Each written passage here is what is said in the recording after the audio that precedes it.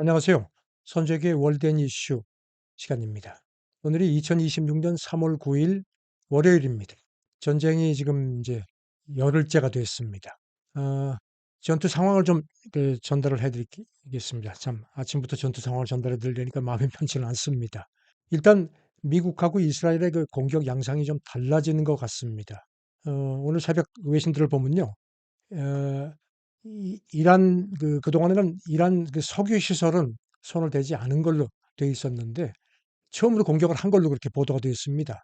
테헤란 근처에 있는 석유 저장소 포함해서 5군데를 우리 시간대로 일요일 새벽에, 그러니까 현지 시간은 그 토요일 심야죠. 공격을 한 걸로 되어 있습니다. 미군 쪽에서는 그 혁명 수비대를 겨냥을 했다고 하는데 이렇게 이란의 민간 그 산업단지가 공격받은 게 처음이라는 점을 외신들이 주목을 하네요.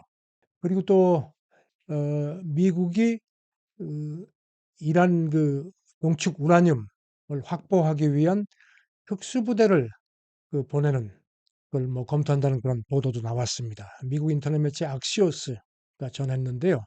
검토를 하고 있다는 겁니다.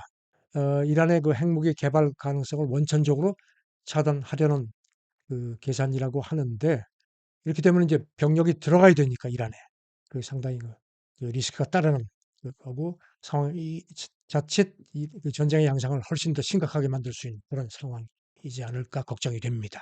이란은 지금 그 국제 원자력기구 분석을 보면요, 농축도가 60%인 우라늄 450kg을 가진 걸로 되어 있고요. 이 농축도 60%라는 거는 몇 주 안에 90% 이렇게 되면 이제 이 핵무기 그러니까 제조가 가능하고 한 11개까지 핵탄두를 만들 수 있지 않느냐는 관측이 서방 쪽에서 나왔었습니다. 물 한 잔 먹고 하겠습니다. 전쟁이 계속되니까 저도 참 목이 타네요. 지금 뭐 전 세계 우리도 그렇고 지금 뭐 주유소에 지금 뭐 기름값 난리가 났죠. 유가 추이가 지금 가장 그 관건인데요. 오늘 새벽에 보면은 뭐 엄청나게 올랐습니다. 그 전장에 비해서 지금 그 서부 미국 유가도 그렇고 브렌트유도 그렇고 엄청나게 올라서 14%까지 올라서 지금 보니까 배럴당 103달러가 넘었습니다, 모두. 그리고 특히 선물 같은 경우는 상승폭이 20%, 100, 근 110달러까지 지금 한글로 되어 있습니다. 그러니까 전쟁이 쉽게 가라앉지 않을 거란 그런 분석들이 조금씩 나오는 것 같습니다. 설상가상으로 지금 보니까 아랍에미리트하고 쿠웨이트가 그 석유 생산을 일시적으로 감산하는 걸로 발표가 됐습니다. 쿠웨이트 같은 경우는 오펙 5위 산유국이고 하루 한 260만 배럴 정도 생산한 걸로 되어 있고요. 아랍에미리트는 세 번째로 많습니다. 많게는 하루에 한 360만 배럴, 330만 배럴 정도를 생산하는 걸로 되어 있는데 이렇게 되면 이제 유가가 더 뛸 수밖에 없는 그런 배경이 되는 겁니다. 지금 더 이상 석유를 생산해서 수출을 지금 호르무즈가 지금 사실상 막혀 있으니까 수출을 못하니까 이제 저장고에 자꾸 이제 쌓아놓는데 그게 꽉 찼다는 겁니다. 전쟁이 끝나면 언제든지 되돌릴 수 있다고 하는데 전쟁이 지금 양상이 쉽지가 않습니다. 그래도 월가 쪽에서는 그 유가 충격이 그렇게 예전에 그 뭐 1970년대 그 오일 쇼크라든가 과거 이라크 전쟁 때처럼 그렇게 아주 그야말로 재앙적이진 않을 거란 좀 약간의 낙관론이 아직은 좀 나옵니다. 피치 글로벌 신용평가사죠. 그쪽에서 보고서를 냈는데요. 음, 호르무즈 해협 봉쇄가 그렇게 오래가지는 않을 거다. 그래서 이 유가 영향을 심각하게 보지 않는다. 아직은. 그리고 이제 특히 이쪽 분석은 전 세계에 지금 비축돼 있는 원유 재고가 한 82억 배럴 정도. 그러니까 호르무즈 해협이 정말 장기적으로 봉쇄가 돼서 완전 차단이 되는 상태가 오래 가도 한 400일 정도 버틸 수 있지 않겠느냐 하는데 물론 이제 이거는 이제 그쪽 이제 딜러들의 관측이고 전쟁이라는 건 언제 어떻게 될지 모르는 거니까 그런 개연성에 대한 불안감은 여전합니다. 항상 보면은 힘든 쪽이 있으면 또 재미 보는 쪽이 있죠. 전쟁도 마찬가지입니다. 짐작가시겠지만 지금 이 중동 전쟁에서 가장 표정 관리가 안 되는 사람이 있다면 아마 푸틴이지 않을까 싶습니다. 그동안에 우크라이나 침략 전쟁 때문에 서방이 제재해서 러시아가 원유 파는데 굉장히 애를 많이 먹었죠. 그래서 헐값에 막 디스카운트 해가지고 이제 팔고 막 그래가지고 또 이제 얘기들이 많았는데 지금은 상황이 달라졌다고 합니다. 호르무즈 해협이 이렇게 살짝 막혀 있는 상태고 석유가 부족하니까 산유국들이 이 설비를 올리게 되면 이게 설비가 한번 중단됐다가 다시 가동되는 게 엄청난 돈이 들어간다고 합니다.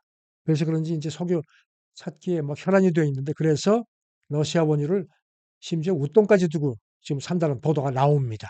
크렘린궁에서도 우리가 지금 뭐 에너지 수요, 러시아 에너지 수요가 늘고 있다. 푸틴은 또 다른 시장이 열리고 있다. 아주 대놓고 쾌재를 불렀습니다.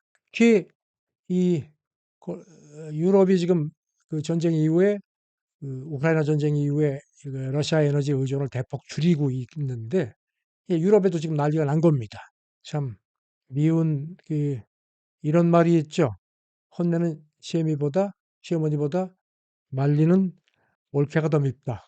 글쎄 이 표현이 좀 뭐 적합할지는 모르겠지만 지금 이렇게 이란이 직접 행동하는데 이제 중간에서 말리는 그래. 그래서 이제 그걸 더 미워한다는 얘기인데 이게 딱 지금의 그런 트럼프 속내가 아닐까 싶습니다. 푸틴이 참 미울 겁니다. 근데 뭐라고 할 수도 없고 말이죠. 이게 세상 이치가 그런 겁니다. 음, 이제 그리고 이제 한 가지 더 전달해 드릴 사항이 걸프 국가들. 이란이 지금 뭐, 몇 차례 말씀드렸지만 물귀신 작전 쓴다고 했죠. 이런 자기 주변국에 있는 뭐, 아랍에미리트, 카타르, 사우디, 뭐, 이런 데, 이런 데를 이제 거기 이제 미군 시설들이 있으니까 그걸 공격한다고 하면서 이제 그러니까 자연 민간인 피해가 크죠. 민간 피해가. 그러니까 걸프 국가들이 굉장히 발끈했었는데 이게 조금 이제 역효과를 내는 듯하니까 이란 대통령이 TV 연설을 했습니다. 그러면서 미안하게 생각한다. 개인적으로 사과한다 하면서 공격을 즉각 중단하겠다고 했는데 이란 대통령이 그렇게 성명을 발표하고 나서 몇 시간 있다가 또 공격을 했습니다. 그러니까 이제 걸프국들이 뭐 화가 더 났죠. 그래서 심지어는 뭐 바레인 쪽에서 뭐 카타르가 직접 반격했다는 그런 보도, 물론 카타르 쪽에서는 뭐 그렇지 않다고 얘기를 하는데 지금 상황이 또 묘하게 꼬이는 상황입니다. 그래서 그런지 이제 걸프국들이 이제 이렇게 뭐 전쟁 틈새에서 힘드니까 자기들 나름대로 어떤 뭔가 돌파구를 찾는 것 같은데 보도를 보면은 걸프국들이 이제 금융망을 운영을 하니까 특히 이란 같은 경우는요, 그 달러 결제망에서 이제 뭐 많이 쫓겨나 있는 상태 아닙니까? 미국 제재 때문에. 그래서 아랍에미리트 금융망을 통해서 그동안에 이제 석유를 편법으로 이제 팔고 그 돈을 이렇게 가져와서 썼는데 아랍에미리트가 이제 그거를 차단하려는 그런 검토하고 그런 개연성을 이란 쪽에 통보를 했다는 겁니다. 이제 슬그머니 위협을 한 거죠. 그래서 이제 이란 쪽에서도 뭐 공격도 공격이지만 공격받는 것도 그렇지만 이게 사실 심각한 거거든요. 돈줄이 끊어진다는 거는 전쟁을 계속하는데 가장 심각한 요소이기 때문이죠. 근데 문제는 아랍에미리트도 이렇게 하는 게 쉽지가 않습니다. 자기들도 스스로 금융망을 이런 식으로 차단을 하면은 이란이 가만 안 있을 거고 그리고 또 앞으로 금융 비즈니스에 어떤 악재가 될 수 있다는 그런 걱정도 있는 겁니다. 쉽지는 않은데 그래서 단계적으로 조금 이런 카드를 쓰지 않겠느냐는 관측이 나오는데 아직은 뭐 확인된 내용이 없습니다. 그리고 이제 사드가 지금 뭐 중동 쪽으로 이제 집중될 수밖에 없고 그래서 이제 우리한테도 지금 하나가 배치가 돼 있죠. 그런데 지금 뭐 그게 뭐 나가지 않겠느냐는 그런 관측들도 있는데 중국 쪽에서 분석한 게 하나 나왔는데요.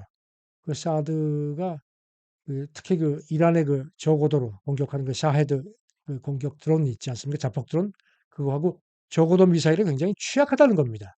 탐지는 하는데 마지막 단계의 탐지가 돼서 대응할 시간을 잡기가 힘들다는 겁니다. 물론 중국 쪽 분석이긴 하지만 그래서 이번에 이란이 방공망이 많이 무너졌는데도 최근에 중동에 있는 미군 시설을 아주 특히 레이더망 같은 걸 집중적으로 공격을 해서 정밀 표적을 했고 그리고 또 들리는 얘기는 러시아가 이거를 슬그머니 정보를 줬다는 얘기도 있거든요.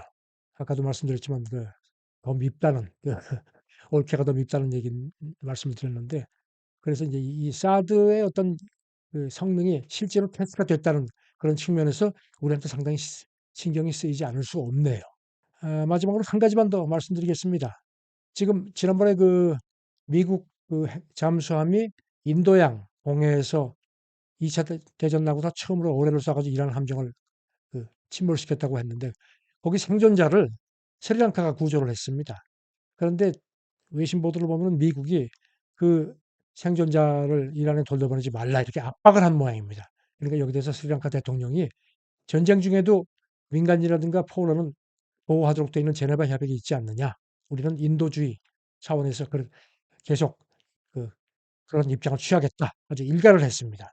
인도도 이란 함정 하나가 고장이 나가지고 지금 들어가 있는데 인도도 역시 같은 입장입니다. 그렇죠. 전쟁이 나고 해도 그 인간으로서의 도리라는 건 있는 거죠. 트럼프서는 상당히 편치 않은 그런 걸 겁니다. 저는 굉장히 힘든 시간이 계속되고 있고 기름값도 많이 올랐지만 그래도 힘내서 좋은 하루가 되시길 바라겠습니다. 감사합니다.